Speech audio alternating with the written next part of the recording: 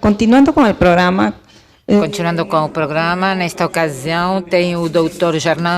Germão Velasquez para falar. Ele pertence ao Centro-Sul. Quero agradecer ao ISAGS e ao Ministério da Saúde da Nação da Argentina esse convite.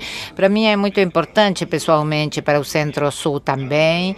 Para mim pessoalmente porque eu tive o privilégio, se podemos chamá-lo assim, de estar desde o início nesse debate. Eu acho que eu devo que consegui sobreviver na OMS graças às posições que tomou a região, ao sul região, em grupos que conseguiram empurrar essa questão. E eu pude sobreviver. Eu espero que esse trabalho é acompanhar o que está acontecendo ou não está acontecendo na OMS, que possamos ter um pouco de otimismo sobre o que está acontecendo na OMS graças à região da Unasul, que promoveu todas essas questões. Eu quero esclarecer que a maior parte das pessoas que estão aqui me conhecem. Para quem não me conhece, eu quero dizer que hoje, depois de ter recuperado a minha liberdade de expressão, depois de ter deixado a OMS, sou muito crítico da OMS, mas pertenço a esse grupo de pessoas que estão dentro e fora e que queremos uma OMS forte, uma OMS independente, uma OMS com autoridade, com liderança, que saiba tratar os problemas de saúde do mundo a tempo. Nenhum dos adjetivos que coloquei tem neste momento. A OMS está naufragando neste momento e eu vou mostrar porquê. Eu gostei e acompanhei com muita atenção a intervenção da Susan, que vejo que já não está na sala. E concordo com tudo que ela disse, só queria dizer que isso não foi nenhum cartoon, nem nenhum Tom e Jerry, nem se divertiu, nem a gente se divertiu. Essa foi uma guerra difícil, às vezes suja, que custou o cargo a funcionários do governo. Eu presenciei funcionários do governo da África do Sul que saíram pelas pressões dos Estados Unidos quando as empresas farmacêuticas denunciaram a lei do medicamento da África do Sul.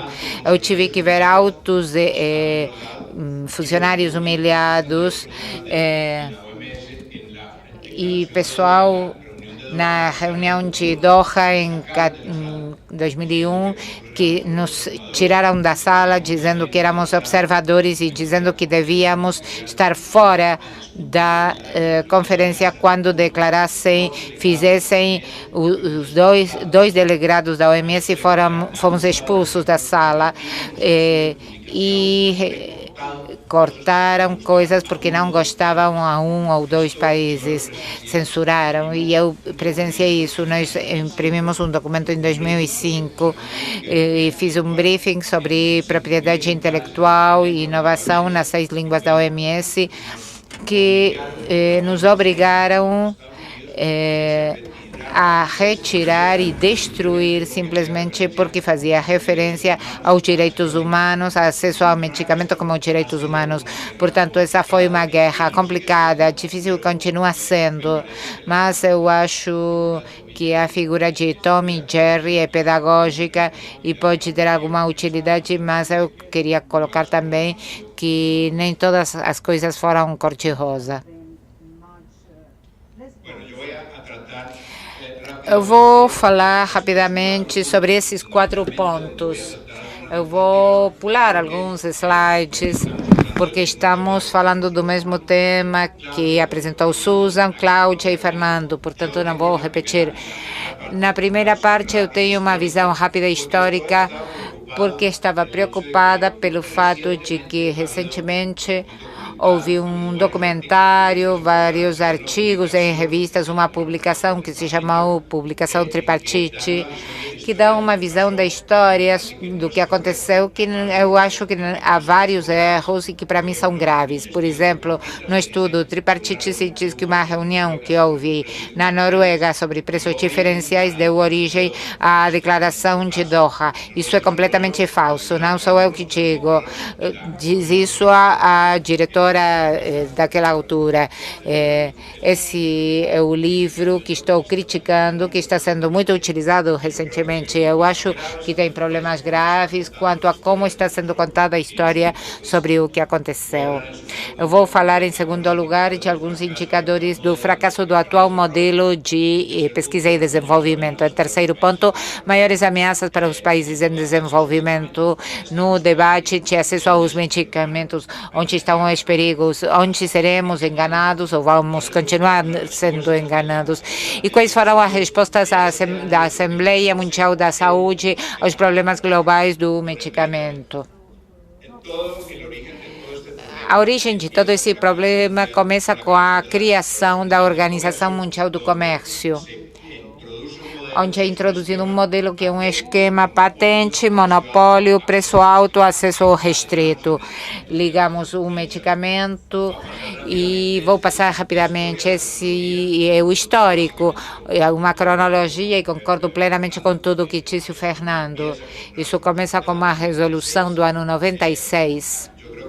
Eu acho que é importante destacar que alguns não fazem, mas na origem de todo o debate está, em boa medida, o litígio das 39 companhias farmacêuticas contra a lei da África do Sul. Isso deu origem e o principal antecedente para mim.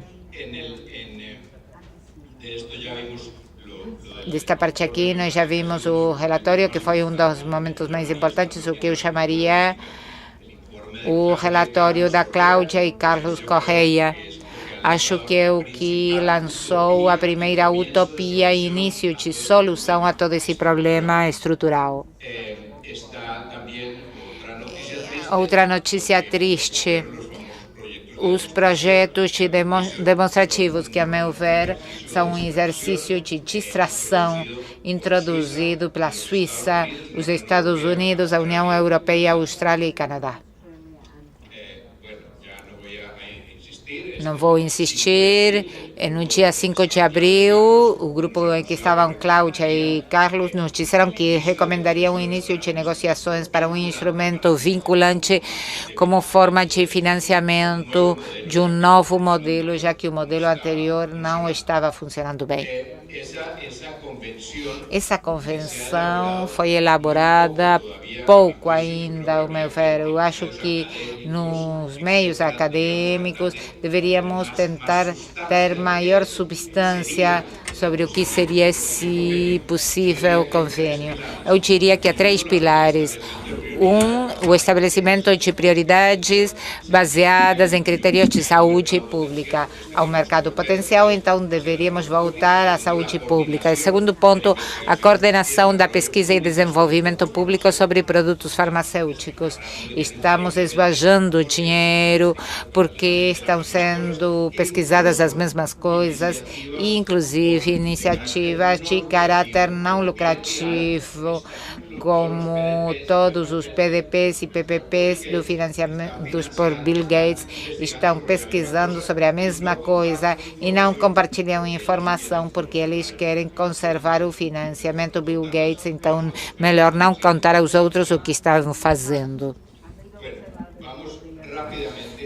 Vamos a alguns indicadores do fracasso do atual modelo de pesquisa e desenvolvimento, que está no sistema de patentes e, como consequência, nos monopólios. Eu vou me focalizar em 4 pontos que eu diria que são indicadores importantes do fracasso do atual modelo. Há mais coisas relacionadas com como são feitos os estudos clínicos e muitas outras coisas. Eu vou me focalizar nesses 4 pontos. Primeiro, a inovação farmacêutica se reduziu e está se reduzindo. A revista Prescribe, que é a revista independente mais importante em nível internacional, fez um estudo e encontrou que em 6 anos, de 2006 a 2012, na França, dos produtos que entraram no mercado, eles disseram que tiveram um progresso terapêutico importante. Em 2006 tinha 22 produtos, em 2007 15, em 2008 10, e eles dizem, a revista em 2012 diz, não entrou um único produto de interesse terapêutico importante no mercado francês. Imaginem o que será nos outros mercados, porque eu coloco esse exemplo da França, porque imagino que qualquer indústria importante mundial que tiver um produto novo irá para a França, um mercado de 60 milhões de habitantes, que não é o consumidor que paga, mas o Estado. Isto aqui é um mercado da galinha dos ovos de ouro. Esse é outro estudo publicado recentemente. Os autores são Peculi e colegas. Só 37 produtos foram reais inovações em 10 anos de estudo. Quanto ao problema dos custos da inovação, isso está atrasado. Houve um acidente porque quem lê as redes que se ocupam de medicamentos nos últimos 15 dias, estivemos numa espécie de pânico sobre quanto é o custo real da inovação. O custo real da inovação. Na semana passada, o Instituto em Boston diz que são 2,5 bilhões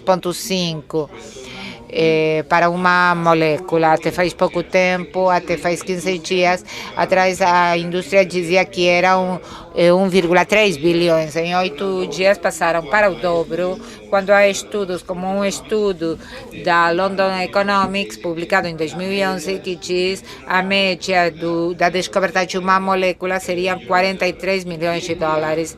E MTI, uma iniciativa da Unicef, que já colocou no mercado 6 ou 7 produtos, diz que para melhorar um medicamento seria necessário 40 milhões de dólares.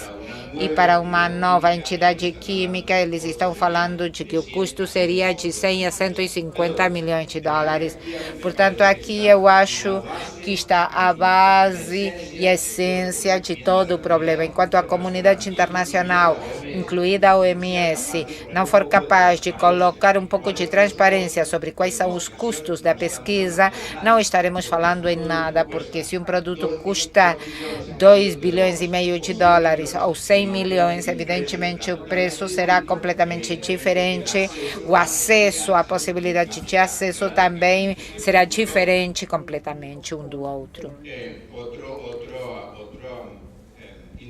Outro indicador do fracasso do sistema são os custos dos medicamentos.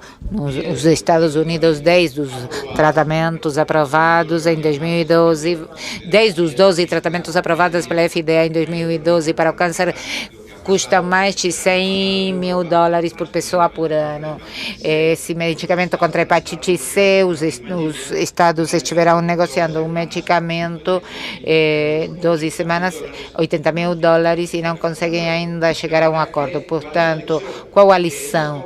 Essas companhias são mais fortes que os estados, e não é que o estado de um país em desenvolvimento, que a França, a Espanha ou que a Inglaterra, eles não conseguem fazer cair o preço de um medicamento que em França há 200 mil pessoas que precisam do medicamento.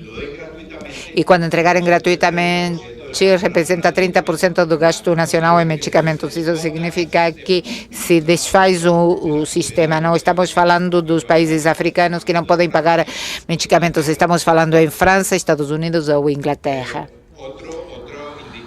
Outro indicador é o que está acontecendo, e eu coloco esse exemplo da região. Em 2012, o México concedeu 2.500 solicitações de patentes. Na Argentina, pelo que nós vimos para patentes, foram concedidas 54 solicitações de patentes. Aqui é uma forma irresponsável de utilização do sistema de patentes. Isto não pode acontecer. Na China, em 2013, mais de 2.000 patentes outorgadas. Pensem no que eu acabo de dizer. Qual é a inovação? A inovação é zero em 2012. E aqui, 2.500 patentes para o México.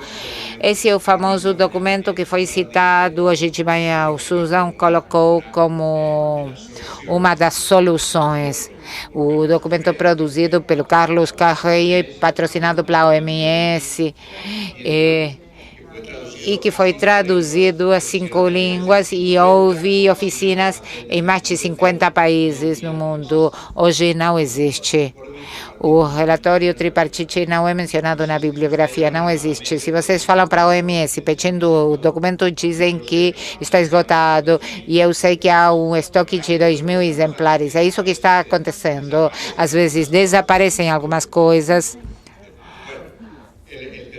O terceiro ponto, quais são, ao meu ver, as maiores ameaças para todo esse debate de acesso aos medicamentos? As previsões de crescimento do mercado mundial. O IMS diz que em 2012 houve um crescimento de 30 bilhões de dólares. Em 2016, dizem, o crescimento será de 70 bilhões de dólares. Eles também afirmam que todo o crescimento desses 70 bilhões de dólares será nos países emergentes, porque os países industrializados não somente não vão ter crescimento, mas vai decrescer o gasto em medicamentos.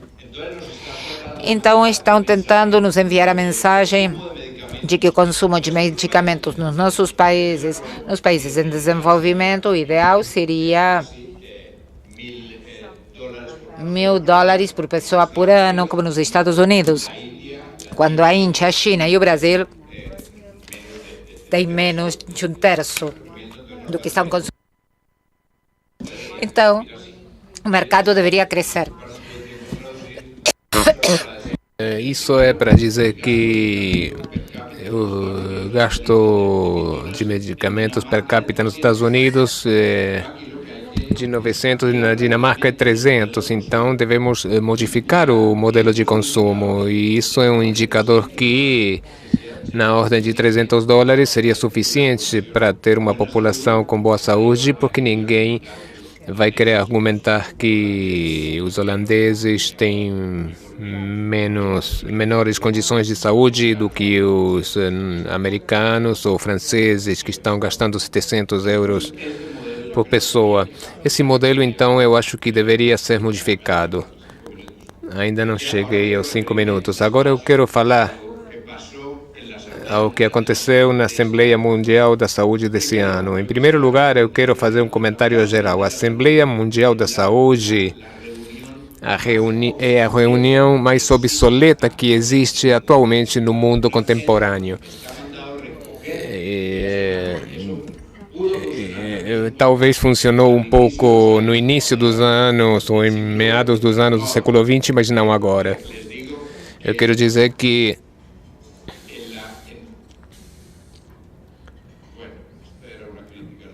bom, essa era uma crítica à doutora Margaret Chan, que estão repetindo os que vão para Genebra. Ela diz, eu sigo os meus Estados-membros, mas os Estados-membros não vão na mesma direção, então ela não está seguindo ninguém. E se está seguindo, ninguém está seguindo parte dos seus membros. Esse é outra coisa do que foi comentado aqui hoje de manhã, quando Susan fez a sua apresentação. Isto é o que está acontecendo. A OMS foi privatizada e um dos donos é o Bill Gates. 80% do orçamento da OMS não são as contribuições regulares públicas multilaterais dos países membros, são contribuições que vêm de fundações filantrópicas ou de contribuições voluntárias de países membros. Eu falava que é obsoleto. Em uma semana havia uma agenda que tinha 75 pontos. Na agenda da Assembleia tentam ver o debate sobre as prioridades da organização. Com 75 pontos da agenda de uma reunião de 8 dias, em primeiro lugar, não tem nada a ver, porque é todo mundo, incluídos vocês, os países membros, que dizem eu quero esse ponto na agenda e o outro quer outro, e o outro quer outro, e a OMS, como não tem autoridade, nem capacidade, nem pode dizer nada, eles dizem, bom, coloquem na agenda, e são 75 pontos e não há tempo de discutir. Durante essa semana foram feitas 15 decisões e 20 resoluções de caráter voluntário, ou seja, não obriga ninguém a nada. Se vocês vão para uma reunião na OMC, vocês escutam a cada duas frases a palavra enforcement. Esse conceito não existe na OMS. As decisões e resoluções de saúde não há necessidade que sejam obrigatórias, tem que procurar mecanismos para que possam ser aplicadas. Esse ano houve uma coisa muito interessante, que é a primeira vez que acontece na história da OMS, que havia 7 pontos relacionados com os medicamentos. E eu quero fazer um comentário desses 7 pontos. O primeiro, os produtos médicos de qualidade, subestándares, etc. Não sei quantos nomes que não conseguiram acordar para colocar o nome a um produto falsificado. A Argentina investiu muito tempo numa doença muito profissional, brilhante. Está, depois de 3 ou 4 anos, chegando a um plano de ação que seria de caráter voluntário e para o qual não há dinheiro. Bom, esse é o primeiro ponto. O segundo é o acompanhamento do relatório do CEWG. Houve uma tentativa de golpe de Estado na Assembleia. Em um momento, começaram a ler uma decisão para apoiar os projetos de demonstração e, graças à delegação da Bolívia, conseguimos parar com isso e não foi aprovada a decisão. Foi uma decisão que era um compromisso, mas que não avançava para lugar nenhum. Em terceiro ponto, os projetos de demonstração é um exercício de distração proposto pela Suíça, a União Europeia e os Estados Unidos para demorar a discussão de fundo sobre os problemas que tem o modelo atual. O quarto é o fortalecimento do sistema de regulamentação de produtos médicos. Aqui houve um avanço, se acabou com o conceito da Conferência Internacional de Harmonização, não aparece na resolução, mas o conceito de harmonização ficou. Então aqui ganhamos uma batalha, mas isso é uma coisa que vai voltar e com certeza vão tentar novamente impor a adoção dos padrões do ICH, que são padrões que não se correspondem com as necessidades de saúde, são impostos pelas grandes indústrias para proteger os mercados. O comentário, a resolução proposta pela China sobre acesso aos medicamentos, é que eu discuti muitas vezes com a delegação chinesa e não entendi nada. Eles falam muito, mas não dizem nada. Não avançam em nada no mandato que já tem a OMS.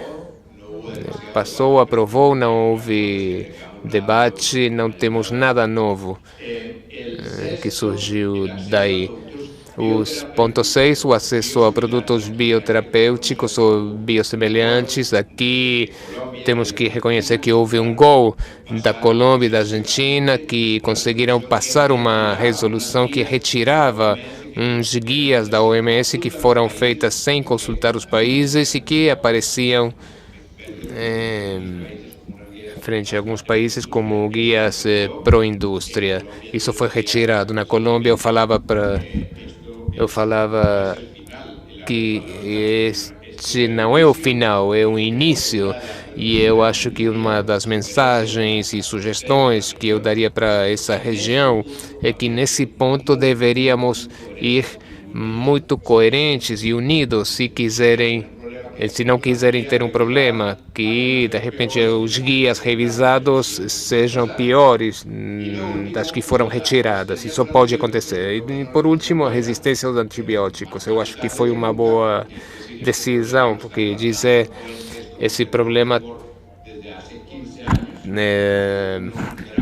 há um problema grave com os antibióticos que estão acabando, há riscos graves e que a OMS se preocupe, lance alguma resolução que fica curta para o problema, porque a resolução evidentemente não deu nem para mencionar uma das causas principais da resistência dos antibióticos, como é o uso em massa em animais de forma profilática, e isso faz parte da resistência, e isso não pode ser dito na OMS. As conclusões, e pela primeira vez eu acho que vou acabar no meu tempo. Eu acho que as conclusões seriam que vamos levar a sério as coisas e reconheçamos que aqui há um problema estrutural. O modelo atual de pesquisa e desenvolvimento não está funcionando e não venhamos com projetos de demonstração, com projetos de PPPs e PDPs, em que Bill Gates vai dar 50 milhões de dólares para pesquisar isso ou aquilo. Aqui há um problema de fundo que, felizmente, não deveria ser essa a melhor palavra, não é uma coisa que esteja afetando os países em desenvolvimento. O fornecimento de produtos farmacêuticos no norte está em perigo e eles não podem pagar o custo desse modelo. Finalmente, eu queria dizer que a solução, a meu ver, e há outras várias possibilidades e alternativas, mas a solução de fundo seria utilizar o artigo 19 da Constituição da OMS, que diz: a Assembleia da Saúde terá autoridade para adotar convenções ou acordos a respeito de todo assunto que esteja dentro da competência da organização. E uma vez acordado em Genebra, passará para os parlamentos nacionais e se transformará em lei. Esse artigo da OMS, da Constituição da OMS, já redigido em 48, no ano 48, foi utilizado uma única vez na história. É a Convenção contra o Tabaco. A ideia agora, e do relatório do Carlos e Cláudia, é negociar uma nova convenção de caráter obrigatório como uma forma de financiar a pesquisa e o desenvolvimento de produtos farmacêuticos. Então, finalizando com isso, e agradeço, o sistema de patentes aplicado aos medicamentos é um dilema que está resolvido ou que está para ser resolvido. Obrigado.